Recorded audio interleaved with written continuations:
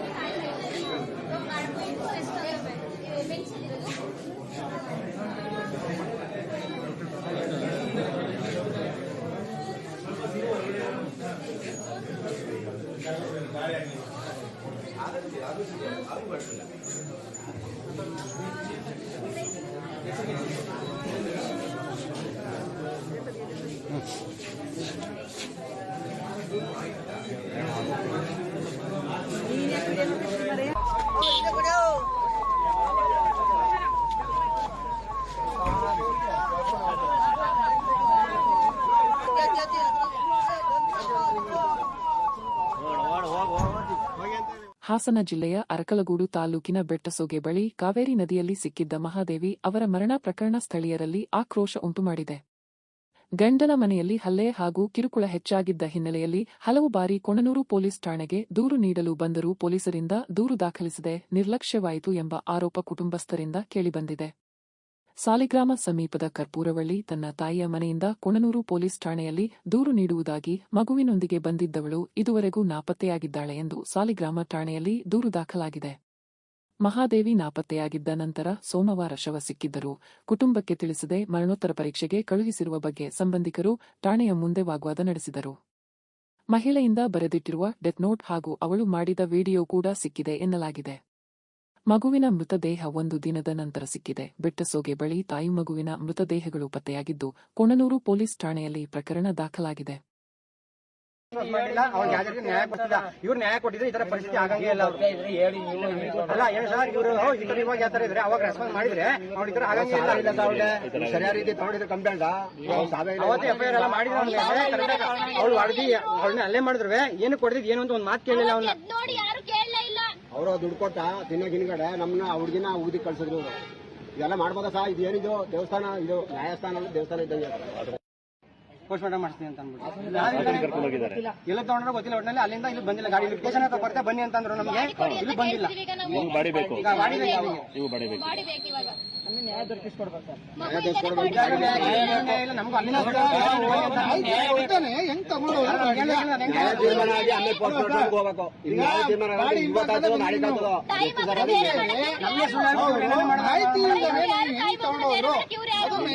ಮಹಾದೇವ್ ಅಂತ ಇಬ್ಬರೇ ಅಕ್ಕ, ನಾನು ನಮ್ಮ ಅಕ್ಕ.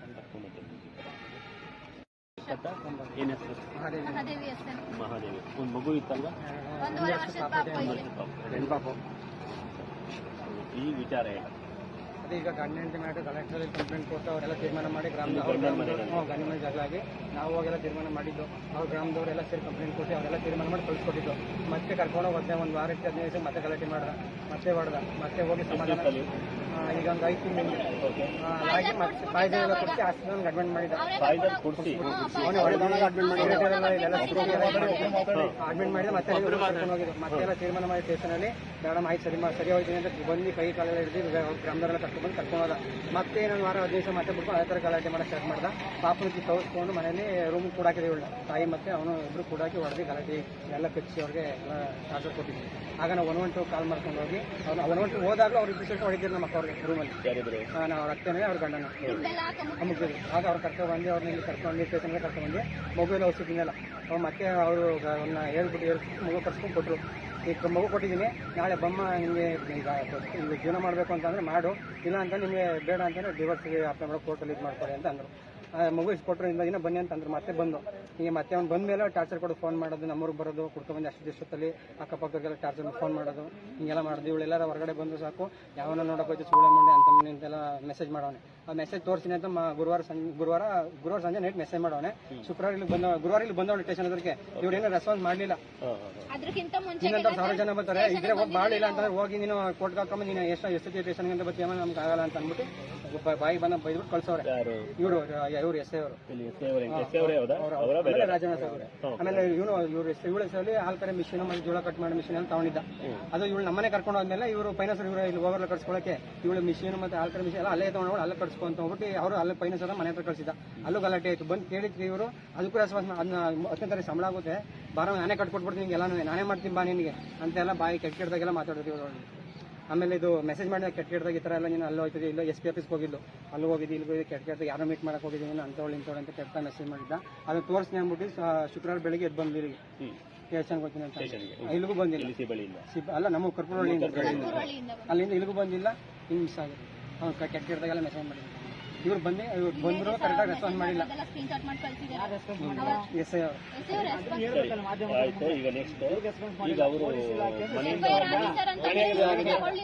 FIR ಹಾಕಿ ಅಂತಂದ್ರೆ ಹಂಗಂದ್ರೆ ಏನು ಏನ ಮಾಡ್ಬೇಕಂತ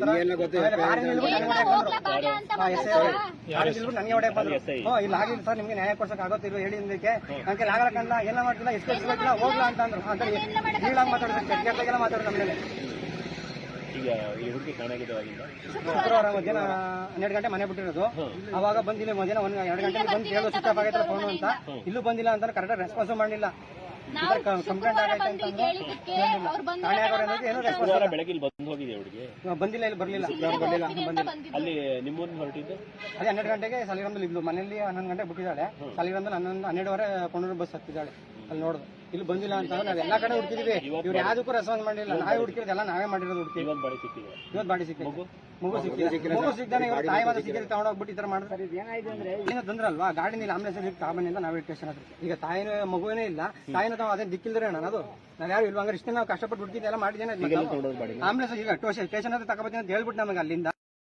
ಬೇಲೂರಿನ ವಿಶ್ವವಿಖ್ಯಾತ ಶ್ರೀ ಚೆನ್ನಕೇಶವ ಸ್ವಾಮಿ ದೇಗುಲದಲ್ಲಿ ನಡೆದ ಹುಂಡಿ ಎಣಿಕೆ ಈ ಬಾರಿ ವಿಶೇಷ ಗಮನ ಸೆಳೆದಿದೆ. ದೇವಸ್ಥಾನದ ಅಧಿಕಾರಿಗಳ ಸಮ್ಮುಖದಲ್ಲಿ ನಡೆದ ಎಣಿಕೆಯಲ್ಲಿ ಒಟ್ಟು 37,79,346 ರೂಪಾಯಿ ರಷ್ಟು ದೇಣಿಗೆ ಸಂಗ್ರಹವಾಗಿರುವುದು ತಿಳಿದುಬಂದಿದೆ. ಭಕ್ತರ ನಂಬಿಕೆ ಮತ್ತು ಭಕ್ತಿಭಾವ ವರ್ಷದಿಂದ ವರ್ಷಕ್ಕೆ ಹೆಚ್ಚುತ್ತಿರುವುದಕ್ಕೆ ಇದು ಮತ್ತೊಂದು ಸಾಕ್ಷಿಯಾಗಿದೆ ಎಂದು ದೇವಸ್ಥಾನ ಟ್ರಸ್ಟ್ ಸದಸ್ಯರು ತಿಳಿಸಿದ್ದಾರೆ. ನಾಣ್ಯ, ನಗದು ಹಾಗೂ ವಿವಿಧ ವಸ್ತುಗಳ ರೂಪದಲ್ಲಿ ಬಂದಿದ್ದ ದೇಣಿಗೆಗಳನ್ನು ಪರಿಶೀಲಿಸಿ ದಾಖಲು ಮಾಡುವ ಕಾರ್ಯ ಪೂರ್ಣಗೊಂಡಿದೆ. ಬೇಲೂರು ಚೆನ್ನಕೇಶವ ದೇಗುಲಕ್ಕೆ ದೇಶ ವಿದೇಶಗಳಿಂದ ಆಗಮಿಸುವ ಭಕ್ತರ ಸಂಖ್ಯೆಯೂ ಗಣನೀಯವಾಗಿ ಏರಿಕೆಯಾಗಿದೆ.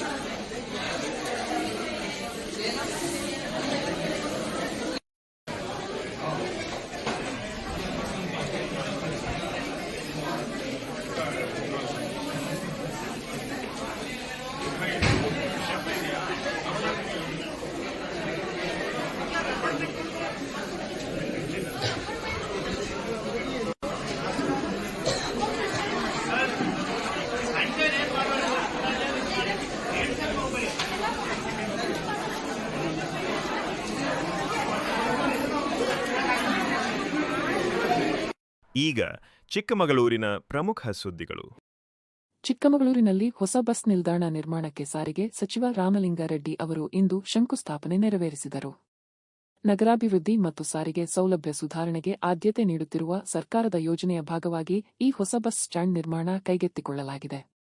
ಕಾರ್ಯಕ್ರಮದಲ್ಲಿ ಮಾತನಾಡಿದ ಸಚಿವರು, ಪ್ರತಿ ವರ್ಷ ಚಿಕ್ಕಮಗಳೂರಿಗೆ ಸಾವಿರಾರು ಪ್ರವಾಸಿಗರು ಆಗಮಿಸುತ್ತಾರೆ. ಅವರ ಸೌಕರ್ಯಕ್ಕಾಗಿ ಆಧುನಿಕ ಬಸ್ ನಿಲ್ದಾಣ ಅಗತ್ಯವಾಗಿತ್ತು. ಹೊಸ ಯೋಜನೆ ಪೂರ್ಣಗೊಂಡ ನಂತರ ನಗರ ಸಾರಿಗೆ ವ್ಯವಸ್ಥೆ ಇನ್ನಷ್ಟು ಸುಗಮವಾಗಲಿದೆ ಎಂದು ಹೇಳಿದರು. ಸ್ಥಳೀಯರು ಹಾಗೂ ಕಾರ್ಯಕರ್ತರು ದೊಡ್ಡ ಸಂಖ್ಯೆಯಲ್ಲಿ ಹಾಜರಿದ್ದು ಕಾರ್ಯಕ್ರಮಕ್ಕೆ ಸಾಕ್ಷಿಯಾಗಿದ್ದರು.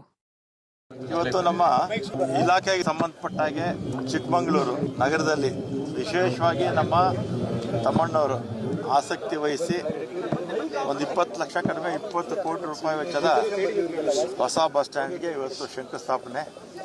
ಹಾಗೆ ನಮ್ಮ ಜಾರ್ಜ್ ಅವರಿದ್ದಾರೆ, ನಮ್ಮ ರಾಜೇಗೌಡರಿದ್ದಾರೆ, ಮತ್ತು ಗಾಯತ್ರಿ ಶಾಂತನಗೌಡರಿದ್ದಾರೆ, ಮತ್ತು ಎಲ್ಲ ನಗರಸಭಾಧ್ಯಕ್ಷರಿದ್ದಾರೆ, ಎಲ್ಲ ಮುಖಂಡರು ಕೂಡ ಇಲ್ಲಿ ಬಂದಿದ್ದಾರೆ. ಹೊಸ ಬಸ್ ಸ್ಟ್ಯಾಂಡು 18 ತಿಂಗಳಲ್ಲಿ ರೆಡಿ ಆಗುತ್ತೆ. ಇದು ಅವಶ್ಯಕವಾಗಿ ಬೇಕಾಗಿತ್ತಂಥ ಒಂದು ಕಾರ್ಯಕ್ರಮ, ನಮ್ಮ ಅತ್ಯಾಧುನಿಕ ಕಾರ್ಯ ಇದು. ನಮ್ಮ ಈ ಬಸ್ ಸ್ಟ್ಯಾಂಡ್ ಬರಬೇಕಾದ್ರೆ ತಮ್ಮಣ್ಣವರು ಬಹಳ ಕಾರಣ, ಅವರಿಂದನೇ ಬಂತು ಅಂತ ಇಟ್ಕೊಳ್ಳಿ. ಜೈಲಿನ ಜಾಗ ಸೆಂಟ್ರಲ್ ಜೈಲ್ದು ಆಗ ನಾನು ಗೃಹ ಮಂತ್ರಿ ಆಗಿದ್ದೆ, ಆಗ ಇಲ್ಲಿ ಬಂದಿದ್ದೆ. ಆವಾಗ ಡೈರೆಕ್ಷನ್ಸ್ ಕೊಟ್ಟಿದ್ವಿ. ಆಮೇಲೆ ತದನಂತರ ಆಯಿತು. ಮುಖ್ಯಮಂತ್ರಿಗಳು ಹೋಗಿದ್ದು ಪ್ರಧಾನಮಂತ್ರಿಗಳು ಮಾಡೋದಕ್ಕೆ, ಪ್ರಧಾನಮಂತ್ರಿಗಳನ್ನ ಭೇಟಿ ಮಾಡೋಕ್ಕೆ ಹೋಗಿದ್ರು. ಅದೇ ಮೊನ್ನೆ ಇದೆಲ್ಲ ಆಯ್ತಲ್ಲ, ಪರಿಹಾರ ಇನ್ನೊಂದು ಅದೆಲ್ಲ ಕೇಳೋದಕ್ಕೆಲ್ಲ ಹೋಗಿದ್ರು. ಮತ್ತು ಅಲ್ಲಿ ಸಹಜವಾಗಿ ಡೆಲ್ಲಿಗೆ ಹೋದಾಗ AICC ಅಧ್ಯಕ್ಷರನ್ನ ಭೇಟಿ ಮಾಡಿರ್ತಾರೆ. ಅದೇನು ಅಲ್ಲೇನು ಮಾತಾಡೋದು ನಮ್ಗೆ ಗೊತ್ತಿಲ್ಲಪ್ಪ. ಮಾಧ್ಯಮಗಳಲ್ಲಿ ನೀವು ತಾನೇ ತೋರಿಸೋದು, ಪ್ರಿಂಟ್ ಮೀಡಿಯಾದವ್ರು ಬರೀತಾರೆ, ಅಷ್ಟೇ ನಮಗೆ ಗೊತ್ತಿರೋದು. 8ನೇ ತಾರೀಕು 8ರಿಂದ ಸೆಷನ್ ಇದೆ ಬೆಳಗಾಮಲ್ಲಿ. ನವೆಂಬರ್ ಕ್ರಾಂತಿನೂ ಇಲ್ಲ, ಯಾವುದೂ ಇಲ್ಲ ಸರ್. KSRTC ನೌಕರರು ಎಲ್ಲಿಗೆ ಬಂತು ಸರ್? ಅದೊಂದು ವಿಚಾರ ಬಿಟ್ಟರೆ ಉಳಿದಿರ್ತಕ್ಕಂಥದ್ದು ಹೇಳ್ಕೊಳ್ಳೋ ಅಂಥ ಸಮಸ್ಯೆಗಳಿಲ್ಲ. ಅದೊಂದು ವೇತನ ಪರಿಷ್ಕರಣೆ ಒಂದು 4-5 ದಿವಸಕ್ಕೆ ಮುಂಚೆ ಮುಖ್ಯಮಂತ್ರಿಗಳನ್ನ ಭೇಟಿ ಮಾಡಿದ್ದೆ. ಬೇಗ ಮೀಟಿಂಗ್ ಕರಿತೀನಿ ಇದ್ದಾರೆ. ಸೆಷನ್ ಮುಂಚೆ ಕರೀತಾರೆ ಸರ್. ಸೆಷನ್ ಒಳಗೆ ಪರಿಷ್ಕರಣೆ ಆಗುತ್ತೆ KSRTC ನೌಕರರ ವೇತನ ಪರಿಷ್ಕರಣೆ. ಯಾವಾಗ ಮೀಟಿಂಗ್ ಕರೀತಾರೆ? ಸೆಷನ್ ಮುಂಚೆ ಮೀಟಿಂಗ್ ಕರಿತೀನಿ ಅಂತ ನಮ್ಮ ಅಂಜುಮ್ ಪರ್ವೇಜ್ ಇದ್ದಾರಲ್ಲ, ಮುಖ್ಯಮಂತ್ರಿಗಳ ಕಾರ್ಯದರ್ಶಿಗಳು, ಅವರು ಹೇಳಿದ್ದಾರೆ. ಸೆಷನ್ ಮುಂಚೆ ಮಾಡೋಣ, ಮುಖ್ಯಮಂತ್ರಿಗಳ ಗಮನಕ್ಕೆ ತರ್ತೀನಿ ಅಂತ ಹೇಳಿದ್ದಾರೆ. ನಾನು ಕೂಡ 4 ದಿವಸಕ್ಕೆ ಮುಂಚೆ ಹೋಗಿದ್ದಾಗ ಮುಖ್ಯಮಂತ್ರಿಗಳ ಗಮನಕ್ಕೆ ನಾನು ಕೂಡ ತಂದಿದ್ದೀನಿ. ಸಾಕಷ್ಟು ಆಕ್ರೋಶವನ್ನು ವ್ಯಕ್ತಪಡಿಸ್ತಾ ಇದ್ದಾರೆ. ಬಸ್ಗಳು ಎಲ್ಲಂದ್ರಲ್ಲಿ ಕೆಟ್ಟು ನಿಲ್ತಾ ಇದೆ, ದಿನನಿತ್ಯ ಪರದಾಡುವಂಥ ಪರಿಸ್ಥಿತಿ ನಿರ್ಮಾಣ ಆಗಿರ್ತಕ್ಕಂಥದ್ದು. ಈಗ ನಾನು ಬಂದ ಮೇಲೆ 2 ವರ್ಷದಲ್ಲಿ 5,800 ಹೊಸ ಬಸ್ ತಗೊಂಡ್ವಿ. 10,000 ಜನ ರಿಕ್ರೂಟ್ಮೆಂಟ್ ಮಾಡಿದ್ವಿ. ಎಷ್ಟು? 10,000 ಜನ ರಿಕ್ರೂಟ್ಮೆಂಟ್ ಮಾಡಿದ್ವಿ. 2019ರಿಂದ 23ವರೆಗೂ ಹಿಂದಿನ ಸರ್ಕಾರದಲ್ಲಿ, ನಾನೇನು ದೂಷಣೆ ಮಾಡೋಕ್ಕೆ ಹೋಗಲ್ಲ, ನಾನಾ ಕಾರಣಗಳಿಂದ ಒಂದು ಬಸ್ಸು ತೊಗೊಂಡಿರಲಿಲ್ಲ ಅವರು. ಆಮೇಲೆ 2016ರಲ್ಲಿ ರಿಕ್ರೂಟ್ಮೆಂಟ್ ಆಗಿತ್ತು, ರಿಕ್ರೂಟ್ಮೆಂಟು ಮಾಡಿರಲಿಲ್ಲ. ಈಗ ನಾವು ಬಂದ ಮೇಲೆ ಮತ್ತೆ ಇವಾಗ 2,000 ಬಸ್ಸು ಬರ್ತಾಯಿದೆ. ಅದರಿಂದ 4 ವರ್ಷ ಗ್ಯಾಪ್ ಇತ್ತಲ್ಲ, ಅದರಿಂದ ಸ್ವಲ್ಪ ಸಮಸ್ಯೆಗಳಾಗಿತ್ತು. 5,800 ಹೊಸ ಬಸ್ಸು ಮತ್ತೆ 2,000 ಆ್ಯಡ್ ಆಗುತ್ತೆ ಈ ವರ್ಷದಲ್ಲೇ ಆ್ಯಡ್ ಆಗುತ್ತೆ. ಆಗ ಸಣ್ಣ ಪುಟ್ಟ ಸಮಸ್ಯೆಗಳೇನಿದೆ ಅದನ್ನು ಪರಿಹಾರ ಕಂಡುಬರುತ್ತೆ. ಧನ್ಯವಾದ. ಚಿಕ್ಕಮಗಳೂರಿನಲ್ಲಿ ಮಾತನಾಡಿದ ಕಾಂಗ್ರೆಸ್ ಹಿರಿಯ ನಾಯಕ, ಇಂಧನ ಸಚಿವ ಹಾಗೂ ಜಿಲ್ಲಾ ಉಸ್ತುವಾರಿ ಸಚಿವ KJ ಜಾರ್ಜ್, ಚಿಕ್ಕಮಗಳೂರು ಅಂದರೆ ಕಾಂಗ್ರೆಸ್ ನಾಯಕರಿಗೆ ವಿಶೇಷ ಪ್ರೀತಿ. ಇಂದಿರಾ ಗಾಂಧಿಗೆ ದೇಶ ಮಟ್ಟದಲ್ಲಿ ರಾಜಕೀಯ ಪುನರುತ್ಥಾನ ಸಿಕ್ಕದ್ದು ಇದೇ ಭೂಮಿಯಲ್ಲಿ ಎಂದು ನೆನಪಿಸಿಕೊಂಡರು. ಸಾರಿಗೆ ಸಚಿವ ರಾಮಲಿಂಗಾರೆಡ್ಡಿ, ಮುಖ್ಯಮಂತ್ರಿ ಸಿದ್ದರಾಮಯ್ಯ ಹಾಗೂ ಉಪಮುಖ್ಯಮಂತ್ರಿ DK ಶಿವಕುಮಾರ್ ಚಿಕ್ಕಮಗಳೂರು ಅಭಿವೃದ್ಧಿಗೆ ವಿಶೇಷ ಗಮನ ಹರಿಸುತ್ತಿದ್ದಾರೆ ಎಂದು ಅವರು ಹೇಳಿದರು. ಶಾಸಕ HD ತಮ್ಮಯ್ಯ ಅವರ ಕಾರ್ಯವೈಖರಿಯನ್ನು ಹೊಗಳಿದರು. ಪಕ್ಷದ ಹಳೆಯ ಕೀರ್ತಿ ಮತ್ತು ಜನರ ವಿಶ್ವಾಸ ಮತ್ತೆ ಹೆಚ್ಚುತ್ತಿದೆ. ಜಿಲ್ಲೆಗೆ ಹೆಚ್ಚಿನ ಯೋಜನೆಗಳನ್ನು ತರಲು ಸರ್ಕಾರ ಬದ್ಧವಾಗಿದೆ ಎಂದು ಜಾರ್ಜ್ ಅಭಿಪ್ರಾಯಪಟ್ಟರು. ಕಾರ್ಯಕ್ರಮಕ್ಕೆ ಸ್ಥಳೀಯ ಕಾಂಗ್ರೆಸ್ ಕಾರ್ಯಕರ್ತರು ಮತ್ತು ಬೆಂಬಲಿಗರು ದೊಡ್ಡ ಸಂಖ್ಯೆಯಲ್ಲಿ ಹಾಜರಿದ್ದರು. ರಾಮಲಿಂಗಾರೆಡ್ಡಿ ಅವರು ಅವರ ಇಲಾಖೆ ಅಭಿವೃದ್ಧಿಗೆ ತುಂಬಾ ಶ್ರಮಿಸುತ್ತಿದ್ದಾರೆ. ಸಂತಸದಿಂದ ಇವತ್ತು ಈ ಕಾರ್ಯಕ್ರಮದಲ್ಲಿ ಭಾಗವಹಿಸ್ತಾರೆ. ಬಹುಶಃ ನಮ್ಮ ಸಿದ್ದರಾಮಯ್ಯದೇವರ ಒಂದು ಮುಖ್ಯಮಂತ್ರಿ ಇದರಲ್ಲಿ ನಮ್ಮ ರಾಮಲಿಂಗಾರೆಡ್ಡಿ ಅವರು ಏನಂತ ಬಿಟ್ಟರೆ ಅವರು ಅಜಾತ ಶತ್ರು. ಯಾರೇ ಯಾವುದೇ ವಿಚಾರದಲ್ಲಿ ಅವರು ಕೈ ಕೊಟ್ಟರು ತುಂಬ ಸಮರ್ಥನೆಯಿಂದ ಅವರ ಕೆಲಸವನ್ನು ನಿರ್ವಹಿಸ್ತಾರೆ. ಅದೇ ರೀತಿಯಲ್ಲಿ ಯಾವುದೇ ಸಬ್ಜೆಕ್ಟ್ ಕ್ಯಾಬಿನೆಟಲ್ಲಿ ಬಂದರೆ ಅದಕ್ಕೆ ಅವರು ರಚನಾತ್ಮಕವಾದ ಒಳ್ಳೆಯ ಸಬ್ಜೆಕ್ಟ್ಗಳನ್ನು ತಗೊಂಡ್ಬರ್ತಾರೆ. ನಮ್ಮ ಕ್ಯಾಬಿನೆಟ್ ಅಲ್ಲಿ ಮುಖ್ಯಮಂತ್ರಿ DCM ಎಲ್ಲ ಸೇರಿ ಎಲ್ಲ ಸಚಿವ ಸಂಪುಟ ಸಚಿವರುಗಳು ಸಮೇತ ಅವ್ರು ತಗೊಂಬರೋ ಯಾವುದಕ್ಕೂ ಇಲ್ಲ ಅಂತ ಹೇಳೋದೇ ಇಲ್ಲ. ನಾನು ನೋಡ್ತಾ ಇರೋಂಗೆ ಅದೇ ರೀತಿಯಲ್ಲಿ ನಿಮ್ಮ ಚಿಕ್ಕಮಗಳೂರದು ಬಸ್ ಸ್ಟ್ಯಾಂಡ್ ತಗೊಂಬಂದಾಗ, ಯಾಕಂದ್ರೆ ಚಿಕ್ಕಮಗಳೂರು ಅಂತ ಬಿಟ್ರೆ ನಮ್ಮ ಕಾಂಗ್ರೆಸ್ಗೆ ಸ್ವಲ್ಪ ಪ್ರೀತಿ ಜಾಸ್ತಿ. ಯಾಕಂದ್ರೆ ಬಿಟ್ರೆ ನಮ್ಮ ನೆಚ್ಚಿನ ಇಂದಿರಾ ಗಾಂಧಿ ಅವರಿಗೆ ರಾಜಕೀಯ ಮಾರ್ಗಜೀವನವನ್ನು ಕೊಟ್ಟಿರೋರೇ ಈ ಚಿಕ್ಕಮಗಳೂರು. ಅದಕ್ಕೆ ಚಿಕ್ಕಮಗಳೂರು ಅಂದ್ರೆ ಪ್ರತಿಯೊಬ್ಬರು ನಾವು ಹೆಚ್ಚು ಹೆಮ್ಮೆಯಿಂದ ಎಲ್ಲ ಕೆಲಸಗಳನ್ನು ಮಾಡಲಿಕ್ಕೆ ತಯಾರಾಗಿದ್ದೀವಿ. ಅದರಲ್ಲಿ ಸಮೇತ ಆಕಸ್ಮಿಕವಾಗಿರ್ಬೋದು ನಾನು ಇವತ್ತು ಚಿಕ್ಕಮಗಳೂರು ಉಸ್ತುವಾರಿ ಸಚಿವನಾಗಿ ಬಂದಿದ್ದೀನಿ. ಬಹುಶಃ ನಾನು ಒಂದು ಮಾತಲ್ಲಲ್ಲಿ ಹೇಳ್ತಾ ಇದ್ದೀನಿ, ನಮ್ಮ ಚಿಕ್ಕಮಗಳೂರಲ್ಲಿ 5 ಜನ ಶಾಸಕರಿದ್ದಾರೆ, ಸೀನಿಯರ್ಗಳಿದ್ದಾರೆ. ನೆಕ್ಸ್ಟ್ ರೀಸೆಂಟ್ಲಿಗಾದರೂ ನಮ್ಮಲ್ಲಿ ಶಾಸಕರಾಗಿ ಒಬ್ಬರಿಗೆ ಮಂತ್ರಿ ಮಾಡಿ ಈ ಜವಾಬ್ದಾರಿಯನ್ನು ಕೊಡಬೇಕೆಂಬುದಾಗಿ ಈಗಾಗಲೇ ನಾವು ಮುಖ್ಯಮಂತ್ರಿಯವರ ಹತ್ರ, DCM ಹತ್ರ ಮತ್ತೆ ಹೈಕಮಾಂಡ್ ಹತ್ರ ಸಮೇತ ಹೇಳಿದ್ದೀನಿ. ಅದಕ್ಕೋಸ್ಕರವಾಗಿ ಇನ್ನೂ ಆದರೂ ನಾನು ಚಿಕ್ಕಮಗಳೂರು, ನಾನು ಎಲ್ಲ ನನ್ನ ಸಂಪೂರ್ಣವಾದ ಒಂದು ನಂಬಿಕೆ ವಿಶ್ವಾಸ ಎಲ್ಲ ನಿಮ್ಮ ಮೇಲೆ ಇಟ್ಟಿದ್ದೀವಿ. ನಿಮಗೆ ಬೇಕಾಗಿ ನಾನು ಸುಮಾರು 71ನೇ ಇಸ್ವಿಯಿಂದ ಚಿಕ್ಕಮಗಳೂರಿದೆ. ನಮ್ಮ ಮೊಯ್ನುದ್ದೀನ್ ಇಲ್ಲಿ ಒಂದು ರೆಸ್ಟೋರೆಂಟ್ ಇತ್ತು ಸಿಟಿ ಬಸ್ ಸ್ಟ್ಯಾಂಡ್ ಮುಂದುಗಡೆ, ಅಲ್ಲೆಲ್ಲ ಆಗಾಗ ಹೋಗ್ತಾ ಇದ್ದಾರೆ. ಅವರು ಸಮೇತ ಕಾಂಗ್ರೆಸ್ಸಿನ ನಾಯಕರಾಗಿ ಮಂತ್ರಿಗಳಾಗಿ ಕೆಲಸ ಮಾಡಿದ್ದಾರೆ. ಬಹುಶಃ ಚಿಕ್ಕಮಗಳೂರಿನ ಜನ ಭಾರಿ ಒಳ್ಳೆಯವರು. ಬಹುಶಃ ನಾವು ನೀವೆಲ್ಲ ಸೇರಿ ಚಿಕ್ಕಮಗಳೂರಿನ ಒಂದು ಏಳಿಗೆ ಮಾಡೋಣ ಎಂಬ ಮನಸ್ಸನ್ನು ಹೇಳಿ ಈ ನಮ್ಮ ಶಿವಕುಮಾರ್ ಅವರು ಒಂದು ಮಾತು ಹೇಳ್ತಾರೆ, ನಾವು ಭಾಷಣ ಮಾಡಿದ್ರೆ ಸಾಲದು, ನಾವು ಸಾಕ್ಷಿ ಗುಡ್ಡನ್ನ ಬಿಟ್ಟು ಹೋಗ್ಬೇಕು ಅಂದ್ರೆ. ಇವತ್ತು ತಮ್ಮಯ್ಯನವರು ಆ ಕೆಲಸ ಮಾಡ್ತಾ ಇದ್ದಾರೆ. ಎಲ್ಲಿ ಹೋದ್ರು ಸಾಕ್ಷಿ ಗುಡ್ಡ ಇಲ್ಲದೆ ಇಟ್ಟು ಹೋಗ್ತಾ ಇದ್ದಾರೆ. ಬಹುಶಃ ಇದು ಶಂಕುಸ್ಥಾಪನೆ ಸಮಾರಂಭ. ಇದನ್ನ 14 ತಿಂಗಳಲ್ಲಿ ಇದನ್ನ ಮುಗಿಸಿ ಮತ್ತಷ್ಟು ವಿಜೃಂಭಣೆಯಿಂದ ಈ ಒಂದು bus stand hi-tech bus stand ಒಂದು ಇನಾಗ್ರೇಟ್ ಮಾಡುವಾಗ ಇನ್ನಷ್ಟು ದೊಡ್ಡ ಸಮಾರಂಭ ಮಾಡುವಾಗ ನಮಗೆ ಹಕ್ಕಿದೆ ಹೇಳಲಿಕ್ಕೆ, ಸಮಾರಂಭ ಮಾಡೋಣ ಎಂಬುದಾಗಿ ಹೇಳಿಕೊಂಡು ಈಗ ರಾಜ್ಯ ಮತ್ತು ರಾಷ್ಟ್ರೀಯ ಸುದ್ದಿಗಳು.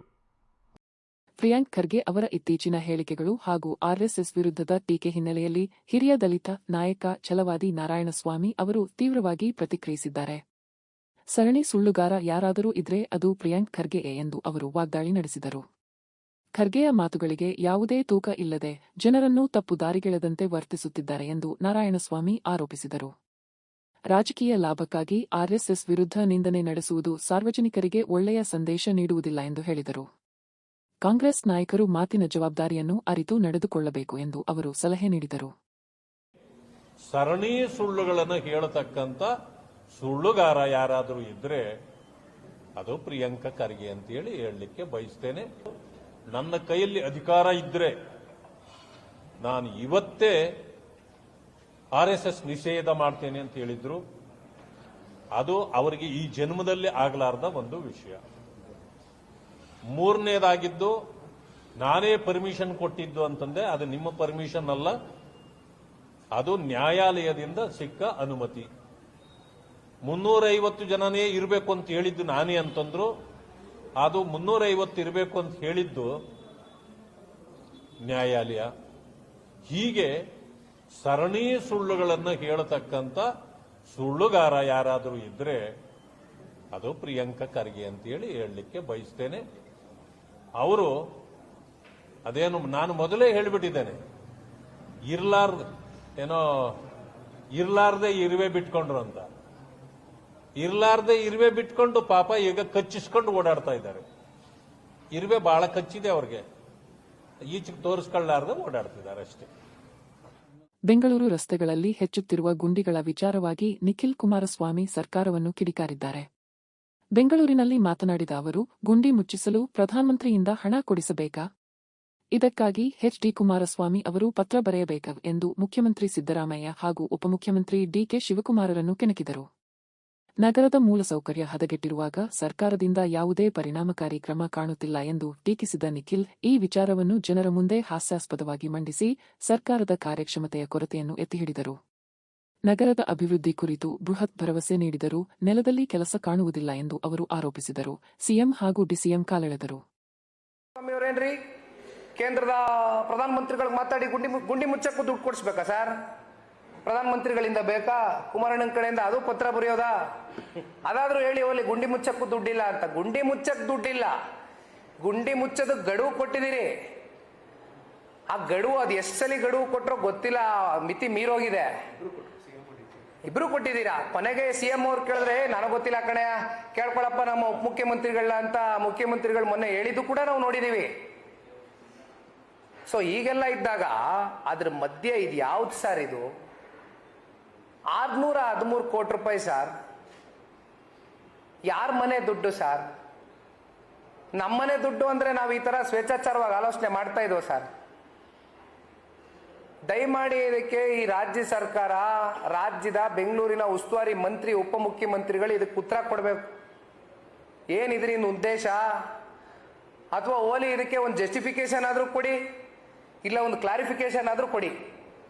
ಏನ್ ಮಾಡಕ್ ಹೊರಟಿದ್ದೀರಾ? ನಮಗ್ ತಿಳಿದಿರೋ ಮಟ್ಟಕ್ಕೆ ಸರ್, ನಾನೊಂದು ರಿಸರ್ಚ್ ಮಾಡ್ಕೊಂಡಿದ್ದೆ, ಆ ರಿಸರ್ಚ್ನ ನಿಮ್ಮ ಮುಂದೆ ಇಟ್ಟಿದ್ದೀನಿ. ಮಿಷಿನರಿ ಕಾಸ್ಟ್ ನಿಮ್ಮ ಮುಂದೆ ಹೇಳಿದ್ದೀನಿ, ಪರ್ಚೇಸ್ ಮಾಡಿದ್ರೆ ಏನು ಅಂತ ಹೇಳಿದ್ದೀನಿ. ಇವ್ರು ರೆಂಟಲ್ ಮಾಡಲ್ ಅಪ್ಲೈ ಮಾಡಿರೋದ್ರಿಂದ ಎಷ್ಟು ನಮಗೆ ಫೈನಾನ್ಷಿಯಲಿ ಬರ್ಡನ್ ಆಗುತ್ತೆ ನಮ್ಮ ರಾಜ್ಯ ಸರ್ಕಾರಕ್ಕೆ ಅನ್ನೋದ್ರ ಬಗ್ಗೆನೂ ಕೂಡ ಹೇಳಿದ್ದೀನಿ.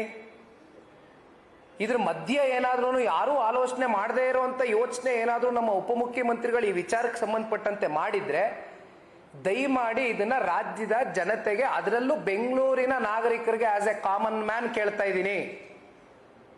Nikhil Kumaraswamy, as a common man I am questioning you sir.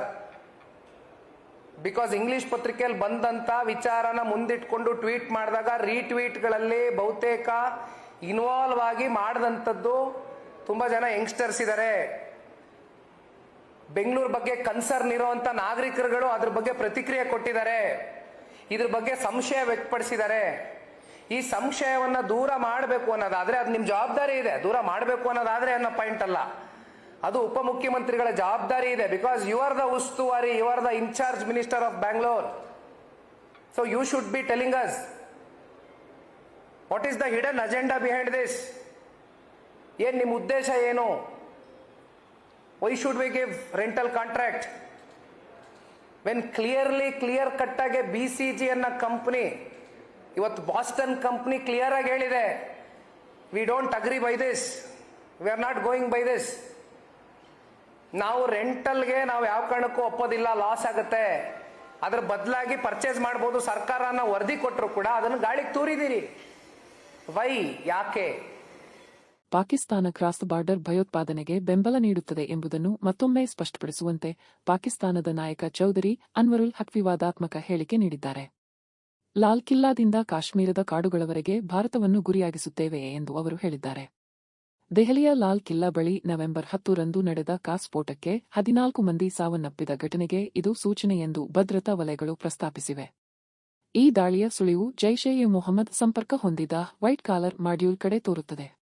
ಹಕ್ ಉಲ್ಲೇಖಿಸಿದಾಗ ಕಾಶ್ಮೀರದ ಕಾಡುಗಳು ಎಂದದ್ದು ಈ ಏಪ್ರಿಲ್ನಲ್ಲಿ ಪಹಲ್ಗಾಮ್ ಬಳಿಯ ಬೈಸರನ್ ವ್ಯಾಲಿಯಲ್ಲಿ ಪ್ರವಾಸಿಗರ ಮೇಲೆ ನಡೆದ ಗುಂಡಿನ ದಾಳಿಗೆ ಸೂಚನೆ.